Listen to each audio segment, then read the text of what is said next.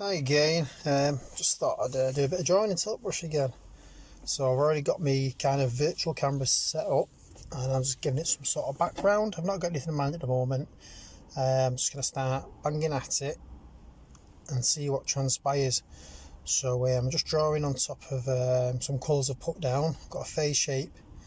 Just putting some lines, some directional lines for hair. So I'm gonna draw a face. I know that. I'll just see where it turns, see how it turns out, I suppose. Using the pinch tapered and the tapered brush, and I've just I put my colours in front of me, decide what colours I want, try and get a nice variety of colours that I think will go well, and put them in front of me. You can add them to your palette, but I just put them in thin air in front of me. It's just easy, it's just faster. I'm just putting a bit of blue. Here's a handy tip. Sometimes you might decide you want to draw, or you want to colour, put some colour down, and you can actually go under it. This tilt brush lets you go under it, so you can actually draw under it, as you can see here, rather than go over it. So that comes in quite handy. This is quite large in front of me as well. It's like drawing on the side of a house or painting on the side of a house. Remember, that's a guide. The squares are a guide. You get a few guides you can use. I use the guides, so me paintbrush or pencil or whatever you describe it as falls flat. It just makes it everything uniform in front of you rather than curved. Put some eyebrows in there, do a bit of fringe, and decide whether things run line. So you start putting the bits of a nose in. I made loads of mistakes, by the way, and you can either use the back button, or you can just go over it with the background colour. You'll see I'll do that again. I'll do it so you can see on the nose when I refine the nose. Let's get a bit of a darker colour down there in the nostril, and there you go. I'm filling in there. Rather than delete the line, I'm just going over it with a background colour to refine it, because sometimes you put a line down, you can't actually rub them out. You've got to get rid of the whole line, but you might like part of that line, so you might want to keep a bit of it and get rid of the other bit. So it's handy to know you can go over it with the background colour.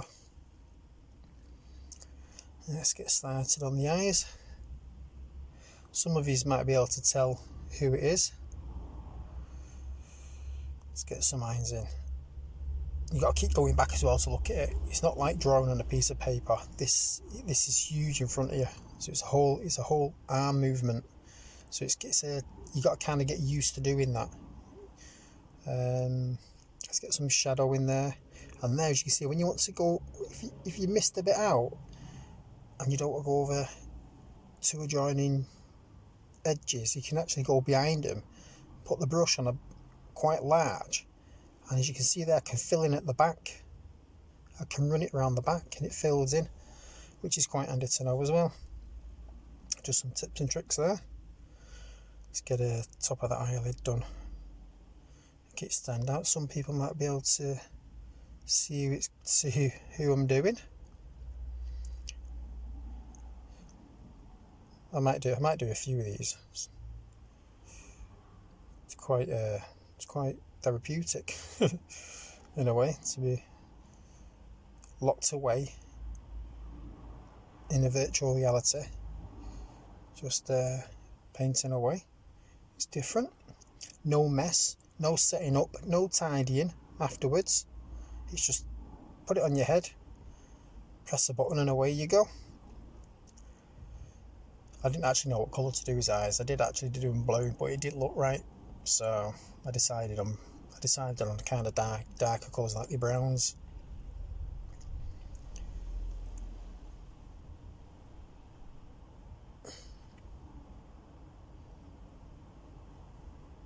Let's get right into the corners there. You can see how big it is. I mean, that's the corner of an eye, so can you imagine how big this is in front of me now?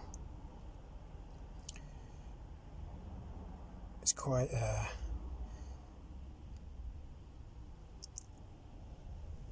there we go, that's that done. Zoom out. I don't know if you can guess who it is yet. You should be able to guess now.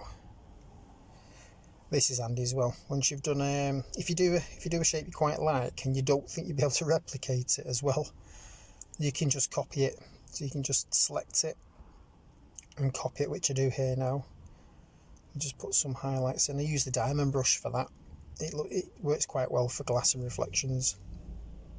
So now I know I've got a shape that's quite, that I was looking for, and I'll just make another copy there. You can't see it in here, but I used the highlighter brush on it to give it an effect, but it don't really show up on the video. It looks quite good when you're actually in Tiltbrush. It gives a sparkle off the frame, as though light's hitting it. So what I do, I just change that with the highlighter brush and I place it behind. So this is the highlighter brush now. As you can see, it's got like a blue flare to it. Now I colour one of those lenses in, or frames in, sorry, and place it at the back, and it looks quite good. But here I'm just experimenting with the highlighter brush, just flaring off the rim, which actually looks quite good in Tiltbrush. It doesn't really do it justice, the video. In fact, I always say this, but the colours on the videos and the photos do not do it justice. And it's quite easy now. I've just copied it over, put it in position on the other eye, just refine the nose a little bit there.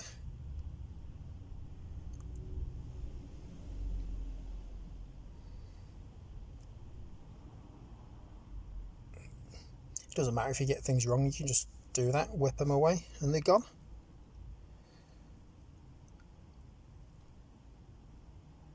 There you go. I'll have to get rid of that bit on the nose there as well. It's like a workout, this, at the same time. You're forever zooming in and zooming out when you're using it like this. But I prefer to use it like this, to be honest, especially on the Quest, because the memory, it don't take up as much memory. When you start doing it in 3D and the sculpting aspect of it, which is very good for, you just run out of memory too fast. I think you need to do some sort of standalone memory for the Quest Tiltbrush.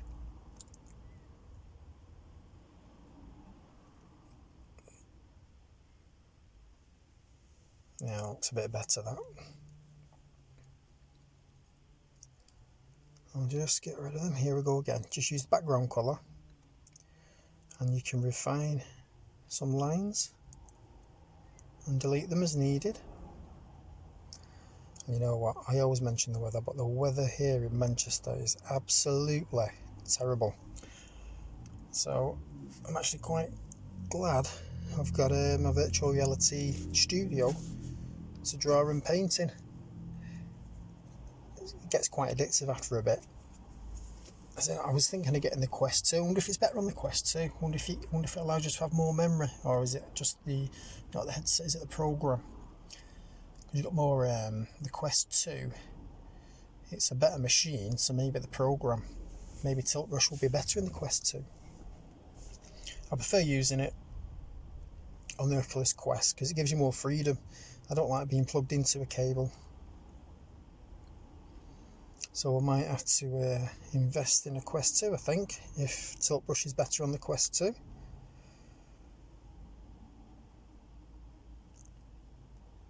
Just making some better refinements there so it looks like a nose. I'm trying to use the shadow to kind of give the impression of the other side of the face.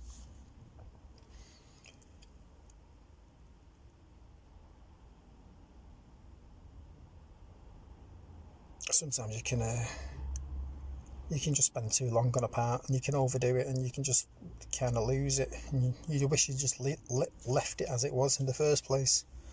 But he's got a bit of a crooked nose, hasn't he, John Lennon? I'll just give it away there for people that don't know who I'm doing. But yeah, it's John Lennon. See, there we go. Got to go under the line I've just done there, which is, it's useful to know that, so you're not painstakingly spending hours trying to make it exact. You can just colour underlines you've done. You can just go under it you've done. There's a bit of depth to it. Eventually, they do all sync together. It's quite good. I mean, this virtual canvas that I've done it, or this guide that I'm using as a virtual canvas, I've done it as thin as I can, because I made the mistake on the last project of everything sinking in, but you know, the layers were too far apart, and it took quite a while for them to sink in, so you've got to wait for them to sink in before you can continue with it. Let's speed it up here. Just filling this in, just using the background colour basically here to fill it in and try and keep the colours the same, or the range of colours anyway, quite similar, so it doesn't look odd. It don't actually take that long to do either.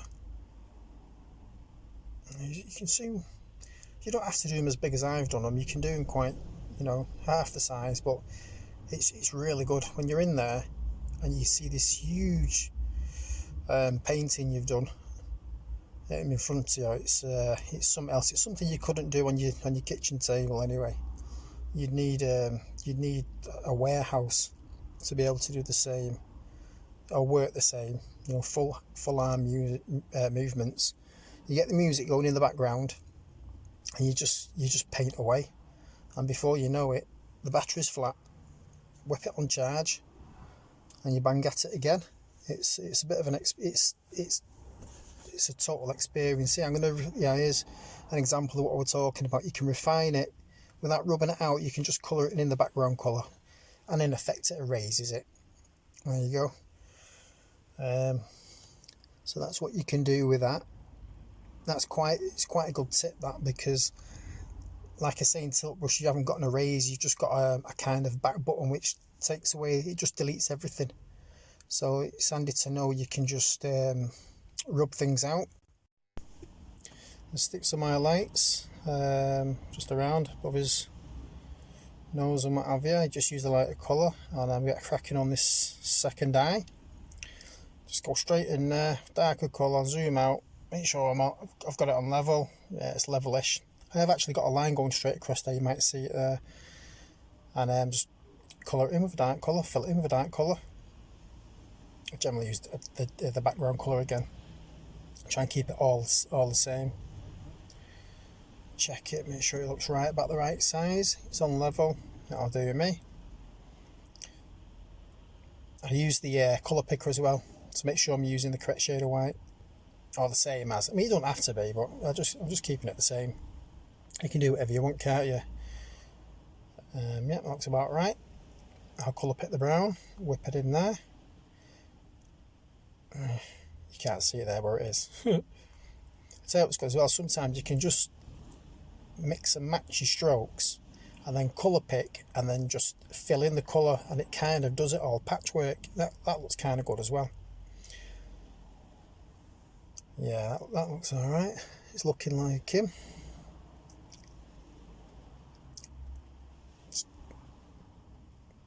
So there you go. I use a bit of a darker shade there. So I'll colour pick the shade, and then I'll just go a bit of a notch darker. So it looks alright. Give it a bit lighter on there. There. And just fill the bottoms in.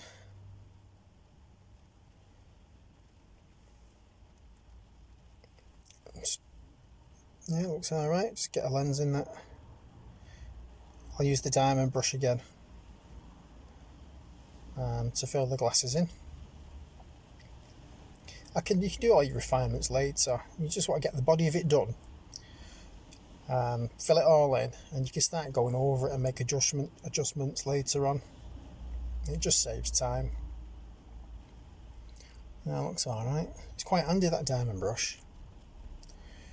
It's I could do with a bit of a spatter reflections off it though. If you go over it, you get reflections, which is quite handy as well. Because I've gone darker there, it's given me a bit of a darker colour. I can go a bit darker. Fill in the eyes, the greys, or the whites. The whites of the eyes, I'm doing grey. Just makes them more look like eyes, I suppose. Fills them in. They're actually darker than what you think, the whites of your eyes. It's better than leaving them pink, I suppose, isn't it? Yeah, it makes them stand out a bit better, that. Yeah, a little better like that.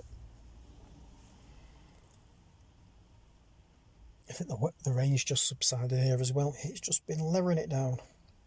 I go a bit darker in the corner, so I put the initial coat down to fill it all in, and then I'll go in and I'll kind of adjust the corners, and underneath I'll put a little shade darker underneath and fill it in. It is, so I've put it in now. This is the patchwork I was talking about. You can just put your strokes in and then go in and make them darker. It takes a bit of an effort to do it, because obviously it's a trial and everything, but there you go, the corner eye looks darker there. And as we go in, I'll do all underneath, or where I think it needs to be darker. And this rain's starting up again now. I don't know if you can hear it,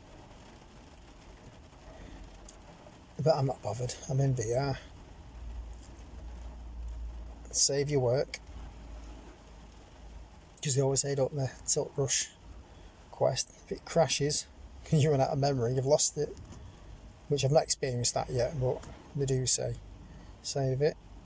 Let's put the rim of the glasses in, or the nose of the glasses. Yeah, it looks a bit better, that, I think. Right, now let's get the other lens in on the other side. Let's do a better one than I did before. You see, it kind of catches the sparkle around the edge, which I quite like. You see around the edge, it kind of makes the lens of the glass look like a lens of a glass, which I'm quite happy about, because you know, other than that, it would look flat.